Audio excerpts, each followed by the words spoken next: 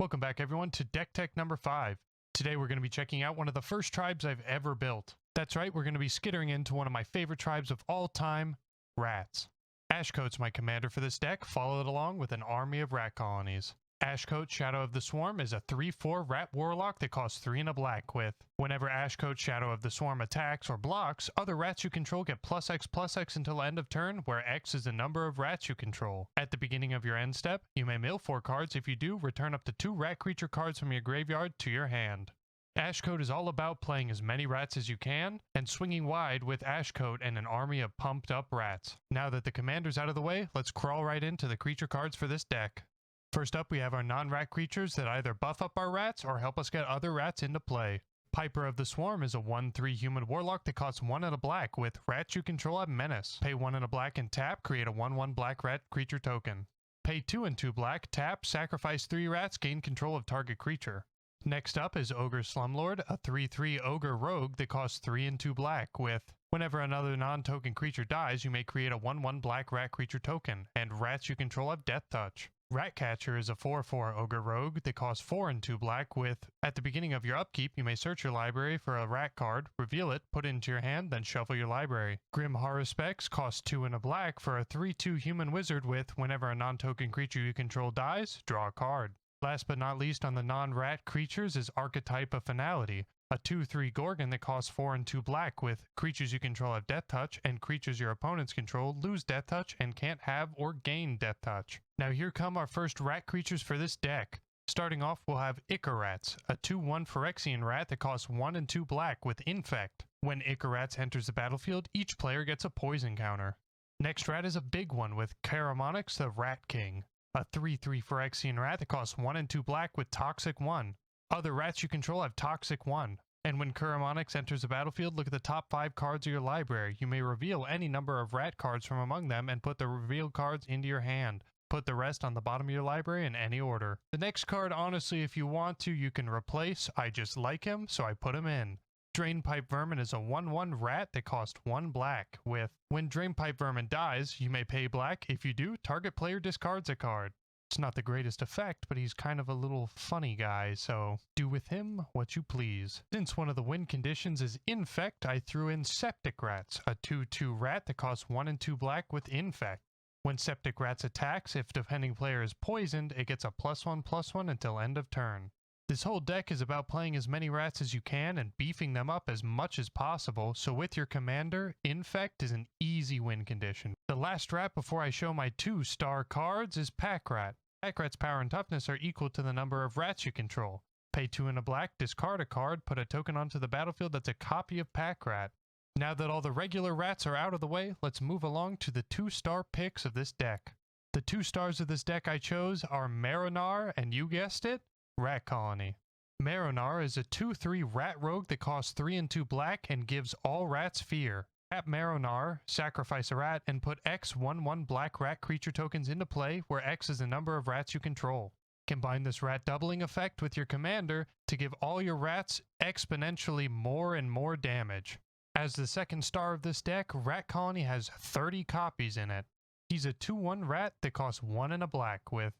Rat Colony gets +1/+0 for each other rat you control. A deck can have any number of cards named Rat Colony. Rat Colony gets +1/+0 for each other rat you control. Now that our creatures are out of the way, let's move along to our artifacts. Our first artifact list is mostly about reducing the cost of all the rats we're going to be playing. Jet Medallion is an artifact that costs 2 colorless that has your black spells cost 1 less to cast.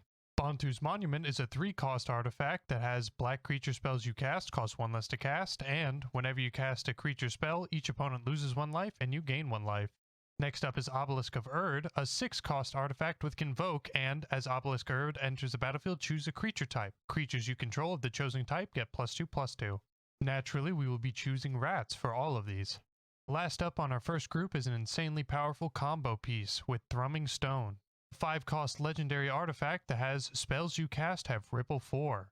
Whenever you cast a spell, you may reveal the top 4 cards of your library. You may cast spells with the same name as that spell from among the revealed cards without paying their mana cost. Put the rest on the bottom of your library. Since there are 30 rat colonies in the deck, you have a 1 in 3 chance of hitting a rat colony. And since you Ripple 4, it's hard to whiff. so chances are you could potentially play all the rat colonies in your entire deck. Our next group starts off with Skull Clamp, a 1-cost artifact equipment with equipped creature gets +1/-1. Whenever equipped creature dies, draw 2 cards and equip 1. Skull Clamp is a great card for early game card draw, but because there's so many ways to beef up your rats, it kinda falls off later in the game.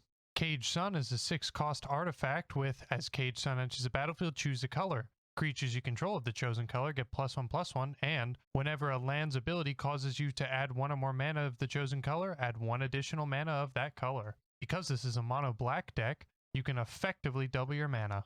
Next up, we have Vanquisher's Banner, a 5-cost artifact with, as Vanquisher's Banner enters the battlefield, choose a creature type. Creatures you control of the chosen type get +1/+1, and whenever you cast a creature spell of the chosen type, draw a card. Last up on this group is yet another win condition, with Altar of Dementia, a 2-cost artifact that has sacrifice a creature, target player mills cards equal to the sacrificed creature's power. Because rat colonies already get +1/+0 for each other rat in play, and your commander effectively doubles that power, whenever you sacrifice to Altar of Dementia, you can make your opponents mill a plethora of cards.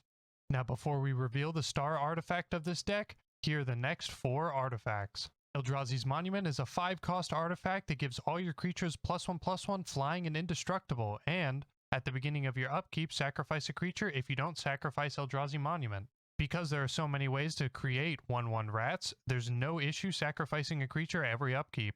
Mirror Box is a 3-cost artifact that makes the legend rule not apply to you. Each legendary creature you control gets +1/+1, and each non-token creature you control gets +1/+1 for each other creature you control with the same name as that creature.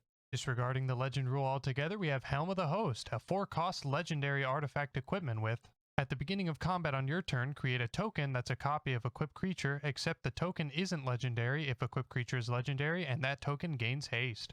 This card alone provides insane utility in the ability that you can copy your commander, Marinar, or Kuramonix, the Rat King.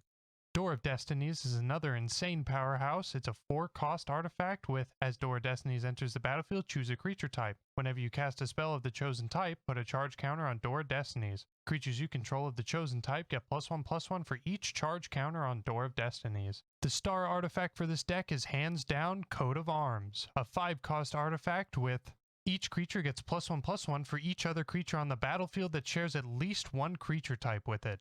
With your primary creature being Rat Colony and your commander basically having a second Rat Colony passive, this adds a 3rd Rat Colony passive on top of all of that. Moving along to our 2 instants of the deck, we have Death Denied and Doomblade.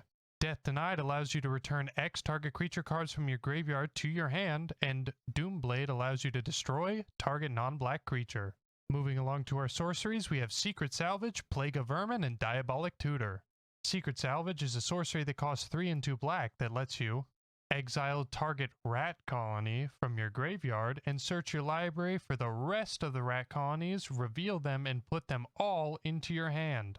Plague of Vermin is a sorcery that costs 6 and a black with, starting with you, each player may pay any amount of life. Repeat this process until no one pays life. Each player puts a 1/1 black rat creature token into play for each 1 life he or she paid this way. This is another fantastic token generator for this deck. Diabolic Tutor is a staple black tutor that lets you search your library for any card you want and put it into your hand. The last 3 sorceries kick off with Raise Dead. Return target creature card from your graveyard to your hand. Plague Wind and Decree of Pain are both board wipes, except for Plague Wind is one-sided. And Decree of Pain lets you draw cards for each creature destroyed that way. Next group up, we'll kick off all of our enchantments with Bad Moon, Black Market, and Haunted One.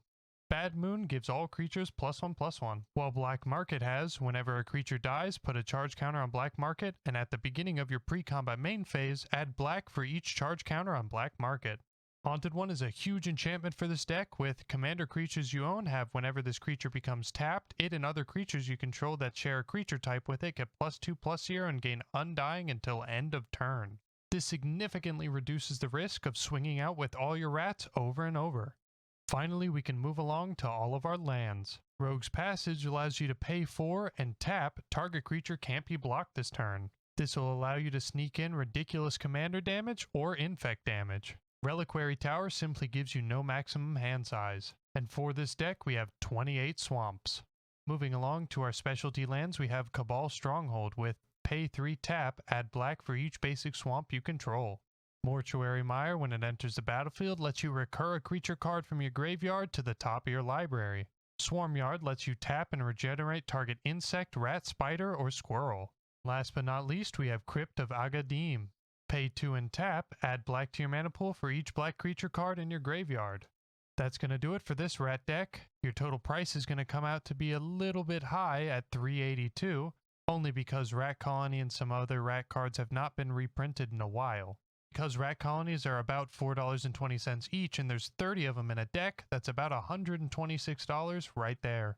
Anyway guys, that's going to do it for this deck. Thank you so much for watching again, and make sure to like, comment, subscribe, and I'll see you next time on Second Wind EDH.